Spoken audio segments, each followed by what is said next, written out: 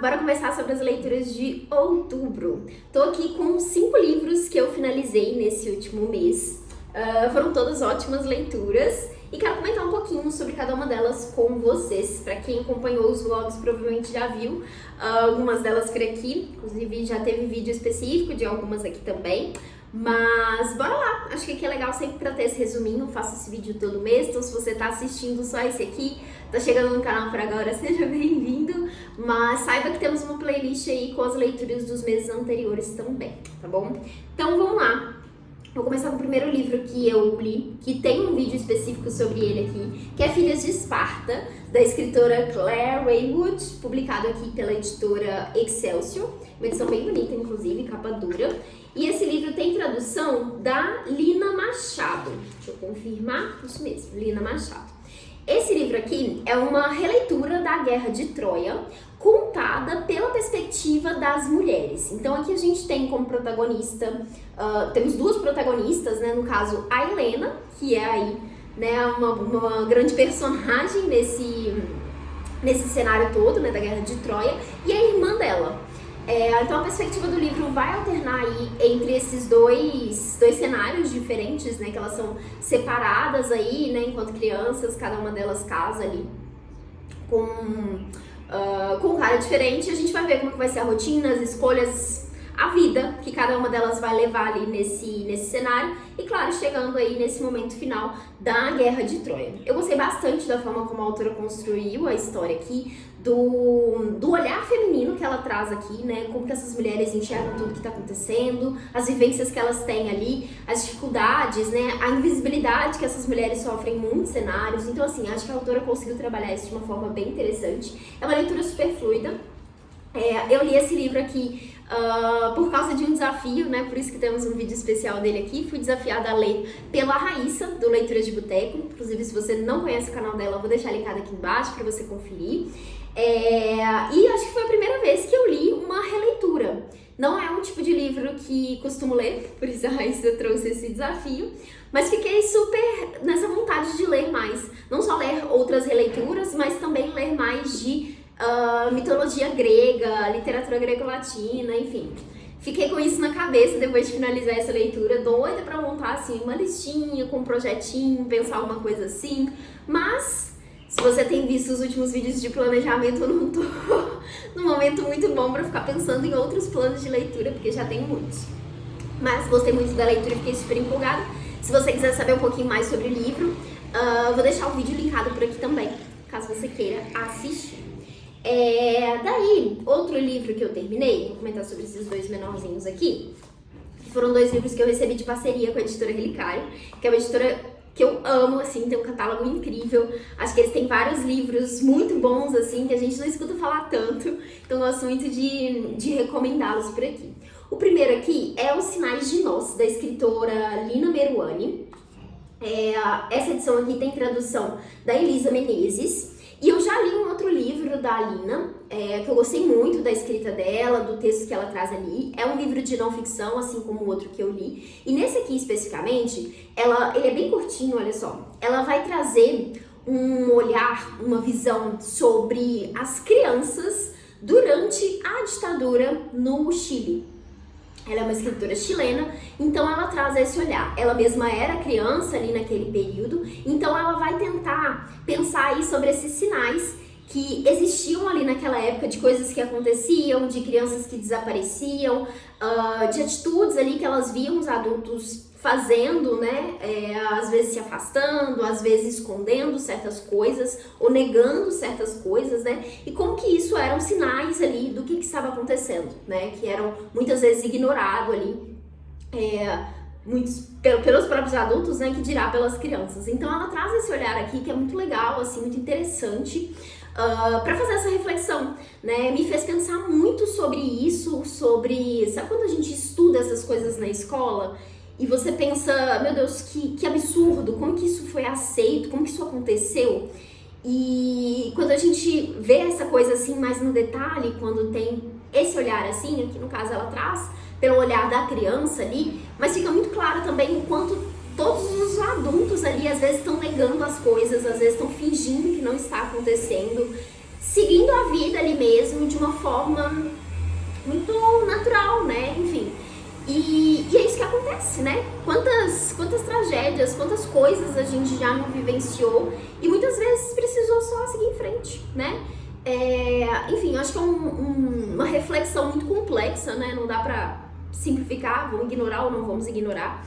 O como lidar com isso é uma coisa muito difícil, né? Tanto nesse olhar para o passado, quanto nessa vamos viver, o que vamos fazer no presente, né? Enquanto olhando para essas coisas que têm acontecido. Aqui ela fala especificamente da ditadura, né? Mas eu tô trazendo esse olhar pensando para uma coisa mais ampla, né? Tantas outras tragédias, tantas outras coisas que nos acontecem, né? Que acontecem no mundo, que podemos ter esse pensamento, né? Enfim, fiquei muito reflexiva, gostei muito, gosto muito da escrita da autora.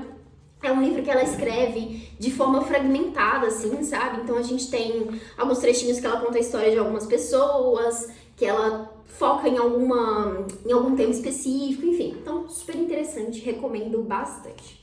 Daí, um outro livro que eu li da editora Relicário foi um livro de poesia, que é de uma autora que eu gosto muito, que é a Adriana Lisboa.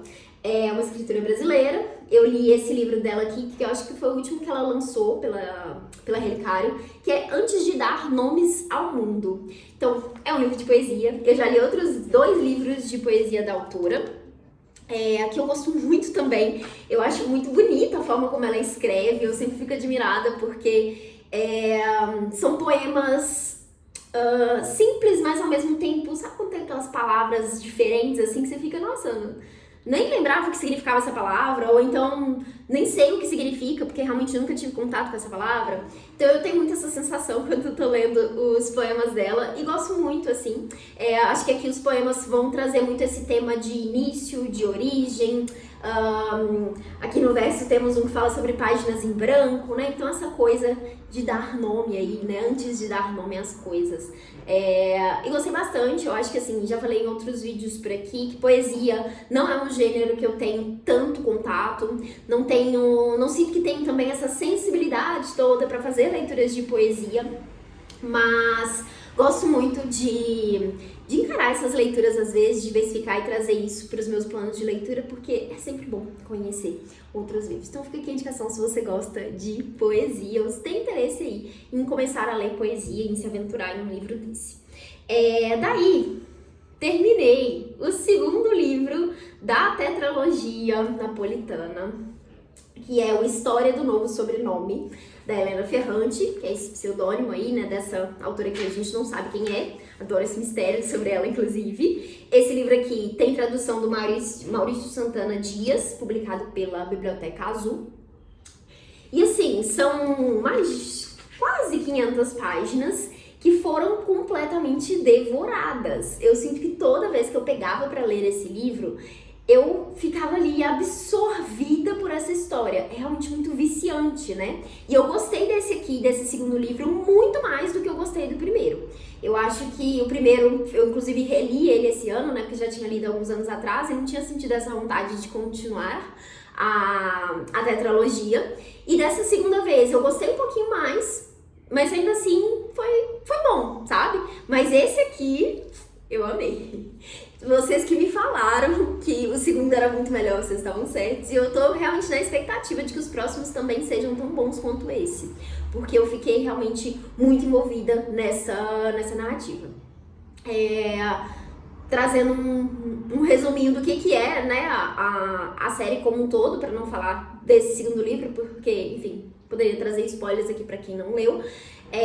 Mas é uma tetralogia aí que vai falar sobre a amizade dessas duas meninas, que é a Lenu e a Lila, e cada livro vai focar em um momento específico da vida delas. Então, no primeiro livro a gente acompanha ali a infância e o início da adolescência, e aqui a gente continua nesse período da adolescência ali, nesse momento mais jovem, adulto aqui, ainda que nem tanto, né, elas são bem novas aqui. Enfim, acompanhando todas essas diferenças ali entre essas duas e também outras pessoas ali que vivem nesse mesmo bairro que elas vivem, que é em Nápoles, na Itália, que é um bairro super violento. Então a gente tem todo esse contexto social sendo tratado aqui, né, todas essas diferenças aqui, esse desejo de ascensão, né, toda essa complexidade.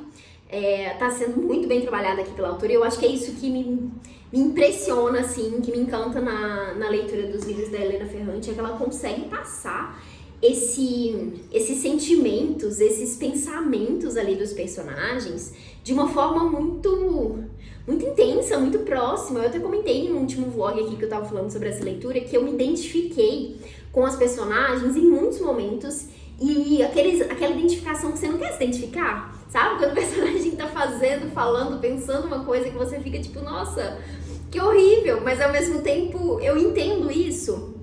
Eu acho que é uma autora que consegue esclarecer esses sentimentos que às vezes a gente nunca parou pra pensar de verdade, nunca parou pra refletir, e aqui ela traz todas essas nuances ali dessa relação de amizade, dessas relações amorosas que surgem aqui, dessas relações familiares, né, a relação que a própria Helena, que é a narradora do livro, traz aqui com a mãe dela, com o pai dela. Nossa, tem umas partes assim que me partem o coração de ler, e enfim, incrível, adorei, não vejo a hora de ler o segundo livro, então tô muito feliz de ter feito essa leitura aqui. A minha ideia é terminar a tetralogia ainda esse ano, então agora em novembro eu quero ler o terceiro livro e em dezembro o quarto, para poder finalizar e ter aí passado por essa experiência de ler Helena Ferrante. Então, o quarto livro que eu finalizei, e agora para finalizar, um livro que não estava nos planos, mas peguei para ler no meio do caminho, que foi O Hobbit, do Tolkien. Esse livro aqui, eu tenho essa edição aqui que foi publicada pela Martins Fontes e tem tradução da Lenita Maria Rimoli Esteves. Muito bom, nome gigante. E assim, eu amo O Hobbit, eu já li esse livro, eu amo a série Senhor dos Anéis, e eu resolvi reler esse livro porque pera que eu preciso atender a ligação. Talvez a câmera tenha mudado de ângulo aí, mas foi porque eu precisei tirar o celular do lugar para atender uma ligação. Mas vamos lá, só para finalizar, o último livro que eu li em outubro foi, na verdade, uma releitura que foi de O Hobbit, do Tolkien. E que delícia que foi voltar para essa história. Eu adoro a história de Hobbit, eu adoro este livro aqui especificamente, porque é um livro que o Tolkien escreveu para os filhos dele. Então, é um livro infantil, né? Eu acho que é uma narrativa completamente diferente do que a gente vê em Senhor dos Anéis. Então, para quem tem interesse em ler Senhor dos Anéis, eu sugiro começar por esse aqui. Primeiro porque essa história se passa antes, né? Aqui a gente acompanha o Bilbo, que é o tio do Frodo, protagonista de Senhor dos Anéis. Aí aqui a gente vai ver ele passando por uma grande aventura aí junto com os anões para poder buscar uns tesouros ali que estão sendo protegidos por um dragão. Que foram roubados aí por esse dragão, né? Então ele vai aí nessa comitiva junto com os anões para ser o ladrão que eles precisam ali para ajudar nessa grande empreitada aí. E assim, é uma narrativa realmente infantil, a gente tem um narrador que tá o tempo todo conversando com o leitor de uma forma muito acolhedora ali, falando, vamos passar para essa parte aqui da história, sabe? Esse jeitinho assim de contar. Então, adoro esse livro, adoro a história também, né? Adoro o que a gente conhece sobre os personagens aqui. Não vejo a hora aí de voltar para a leitura de Senhor dos Anéis, que é um dos meus livros queridinhos, assim. Sempre vou querer reler e resolvi fazer essa releitura agora para acompanhar o Rafa, que ele vai ler pela primeira vez. Estamos assistindo os filmes.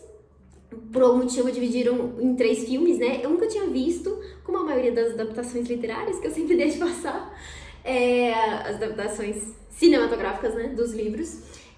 Mas estamos terminando os filmes, assim que a gente terminar, vamos começar a leitura de Senhor dos Anéis, que tá aí nos planos para os próximos meses. Mas adorei voltar para esse livro, quero muito ter outra edição, inclusive, a edição publicada pela HarperCollins, que eu acho a capa lindíssima. Apesar de que eu gosto bastante dessa aqui também. Mas enfim, foram esses, então, os livros que eu finalizei em outubro. Bom, todas ótimas leituras, espero que vocês tenham tirado aí alguma boa indicação dessa pilha. Me conta aqui nos comentários o que você leu em outubro, qual foi a sua leitura preferida aí de outubro, vamos trocar indicações. Sempre bom aumentar a lista de próximas leituras, de desejados, né?